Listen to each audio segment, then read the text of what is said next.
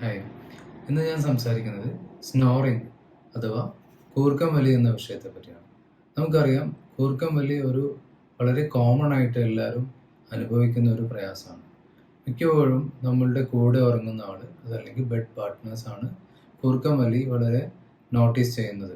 എല്ലാ കണ്ടീഷനിലും കൂർക്കം വലി ഒരു പ്രശ്നമല്ല. പക്ഷേ സിവിയർ കേസ്, അതായത് സ്ലീപ്പ് അപ്നിയ എന്ന് പറയുന്ന ഒരു കണ്ടീഷൻ വരുമ്പോഴാണ് കൂർക്കം വലി ഒരു മേജർ ഹെൽത്ത് ഇഷ്യൂ ആയിട്ട് നമ്മൾ കണക്കാക്കുന്നത്.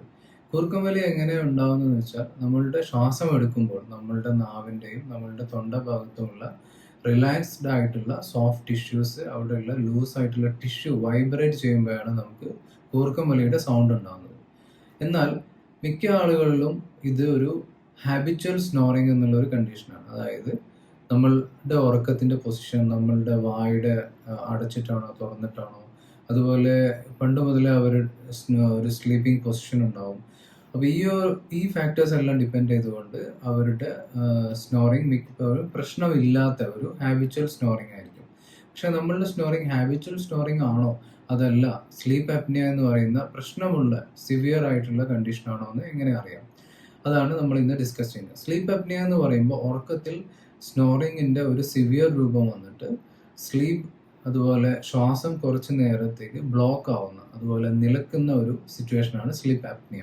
അപ്നിയ എന്ന് പറയുന്ന വേർഡിൻ്റെ അർത്ഥം ശ്വാസം നിന്നു പോകുക എന്നുള്ളതാണ്. അപ്പോൾ ഈ തടസ്സം, അതല്ലെങ്കിൽ നമ്മളുടെ നെക്കിൻ്റെ ഭാഗത്തുള്ള ഈ ഭാഗത്ത് ശ്വാസം പോകുന്ന ഭാഗം അടഞ്ഞു പോവുക. അപ്പം നമുക്ക് ശ്വാസം കുറച്ച് സെക്കൻഡുകളിലേക്ക് നിന്നു പോകുന്ന ഒരു കണ്ടീഷനാണ് സ്ലീപ്പ് അപ്നിയയിൽ ഉണ്ടാകുന്നത്. അത് പൂർണ്ണമായിട്ട് അടയാം, അതുപോലെ പാർഷ്യലായിട്ട്, അതായത് ഇൻകംപ്ലീറ്റ് ആയിട്ടും അടഞ്ഞു പോകുന്ന സിറ്റുവേഷൻ ഉണ്ടാകും. ഈ ഓരോ പ്രാവശ്യം അടയുമ്പോഴും നമ്മളുടെ ബ്ലഡിലെ ഓക്സിജൻ കുറയും. അതുപോലെ രോഗി ഉറക്കത്തിൽ നിന്ന് ഉണരുകയും രോഗിക്ക് അസ്വസ്ഥത അനുഭവപ്പെടുകയും ചെയ്യും. അപ്പോൾ ഇതാണ് സ്ലീപ്പ് അപ്നിയ. സ്ലീപ്പ് അപ്നിയയുടെ മെയിൻ സിംറ്റംസ് എന്തായിരിക്കും? എങ്ങനെയാണ് നമ്മളിത് നോർമൽ സ്നോറിംഗ് ആണോ അതല്ല സ്ലീപ്പ് അപ്നിയ കാരണമുള്ള സ്നോറിംഗ് ആണോ എന്ന് വേർതിരിച്ചറിയാം. സ്ലീപ്പ് അപ്നിയ ഉള്ള ഒരാൾക്ക് ഉറക്കത്തിൽ നല്ല ലൗഡായിട്ടുള്ള സ്നോറിംഗ് ഉണ്ടാവും. അവരുടെ ഉറക്കം ഇടയ്ക്ക് നിന്ന് പോകും. അതായത് ഒരു പോസ് വരും, എന്നിട്ട് അവർ വീണ്ടും ഒരു ശക്തിയായ ഒരു ബ്രീത്ത് എടുക്കുന്ന പോലെ തോന്നും. ഇടയ്ക്കിടയ്ക്ക് ചോക്കിംഗ് സെൻസേഷൻ, അതായത് നമ്മൾ ശ്വാസം കിട്ടാതെ തൊണ്ട അടഞ്ഞു പോയിട്ട് വീണ്ടും ഉണരുന്ന ഒരു ഫീല് രോഗിക്കും അതുപോലെ കൂടെയുള്ള ഉറങ്ങുന്ന ആളുകൾക്കും കാണാൻ പറ്റും. അതുകൂടാതെ രോഗിക്ക് പല പ്രാവശ്യമായിട്ട് ഉറക്കത്തിൽ ഉണരുക, ഉറക്കം ഡിസ്റ്റർബ്ഡ് ആയിരിക്കുക, എക്സസ് ആയിട്ട് രാത്രി മൂത്രമൊഴിക്കാൻ തോന്നുക, പകൽ സമയത്ത് അവർ ഉണർന്ന ഉടനെ തന്നെ അവർക്ക് ക്ഷീണം, ഉറക്കം മതിയായില്ലെന്ന് തോന്നും, വീണ്ടും ടയേർഡായിട്ട് വീണ്ടും ഉറങ്ങാൻ തോന്നുന്നു, രാവിലെ എണീക്കുമ്പോൾ തൊണ്ട ആ ഭാഗമൊക്കെ ഡ്രൈ ആയിട്ട് ഒരു പെയിൻഫുൾ സെൻസേഷൻ തോന്നുന്നു.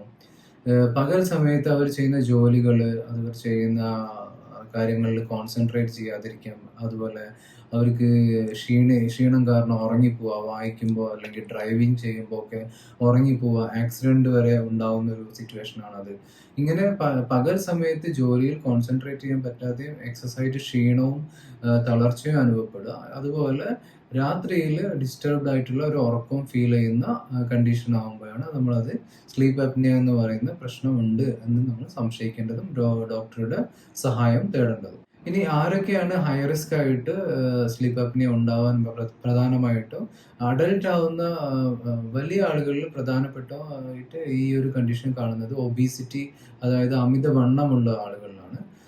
കുട്ടികളാവുമ്പോൾ സ്ലീപ്പ് അപ്നിയ അവരിലും ഉണ്ടാവാം. അതായത് അലർജി, അതുപോലെ ടോൺസിൽസ്, അഡിനോയിഡ്സ് ഒക്കെ വന്നിട്ട് മൂക്ക് അടഞ്ഞു പോകുന്ന, തൊണ്ടഭാഗം അടഞ്ഞു പോകുന്ന ഒരു സാഹചര്യമുള്ള കുട്ടികൾക്കും ഇതുപോലെ വരാം.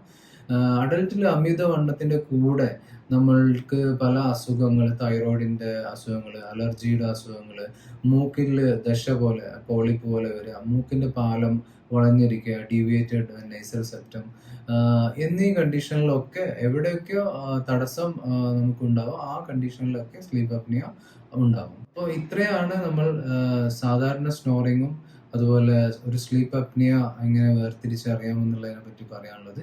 ഈ സിംറ്റംസ് ഒക്കെ ഞാൻ നേരത്തെ പറഞ്ഞ മേജർ സിംറ്റംസും ഞാൻ നേരത്തെ പറഞ്ഞ റിസ്ക് ഫാക്ടേഴ്സും നിങ്ങൾക്ക് ഉണ്ടെങ്കിൽ നിങ്ങൾ എന്തായാലും ഡോക്ടറെ കൺസൾട്ട് ചെയ്യണം. സ്ലീപ്പ് സ്റ്റഡി എന്ന് പറയുന്ന ഒരു ടെസ്റ്റ് ചെയ്തിട്ട് ഇത് അസുഖമുണ്ടോ എന്ന് വെരിഫൈ ചെയ്യേണ്ട ആവശ്യമുണ്ട്. അപ്പോൾ സാധാരണ സ്നോറിങ് അല്ല നിങ്ങളുടെ പ്രശ്നം, സ്ലീപ്പ് അപ്നിയ ആണ് എന്ന് വേർതിരിച്ചറിയാൻ ഈ പറഞ്ഞ എല്ലാ ലക്ഷണങ്ങളും നിങ്ങൾക്ക് ഉപകാരപ്പെടും. നിങ്ങൾക്ക് ലൗഡ് സ്നോറിംഗ് ഉണ്ട്, രാത്രി ഉറക്കത്തിൽ ശ്വാസം നിന്നു പോകുന്ന ഫീൽ ഉണ്ട്, അതുപോലെ ചോക്കിംഗ് സെൻസേഷൻ ഉണ്ട്, തൊണ്ടയിൽ ബ്ലോക്ക് ആവുന്ന പോലെ ഉണ്ട്, ത്രൂ ഔട്ട് ഉറക്കം ഡിസ്റ്റർബ്ഡ് ആണ്, പകൽ സമയത്ത് ഉണരുമ്പോൾ ശക്തിയായ തലവേദനയുണ്ട്, തൊണ്ട വരണ്ട പോലെയുണ്ട്, ജോലികളിൽ കോൺസെൻട്രേറ്റ് ചെയ്യാൻ പറ്റാതെ വരുന്നുണ്ട്, അതുപോലെ പകൽ സമയത്ത് ഡ്രൈവ് ചെയ്യുമ്പോൾ, വായിക്കുമ്പോൾ, വണ്ടിയിലൊക്കെ വെറുതെ ഇരിക്കുമ്പോൾ, മൊബൈൽ നോക്കിയിരിക്കുമ്പോഴൊക്കെ നിങ്ങൾ ഉറങ്ങിപ്പോകുന്നുണ്ട്. അങ്ങനെ ഉണ്ടെങ്കിൽ നിങ്ങളുടെ അസുഖം സാധാരണ സ്നോറിംഗ് അല്ല, സ്ലീപ്പ് അപ്നിയ എന്ന് പറയുന്ന ഒരു ലക്ഷണം ആവാം.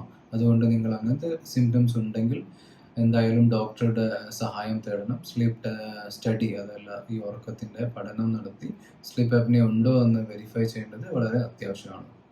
Thank you.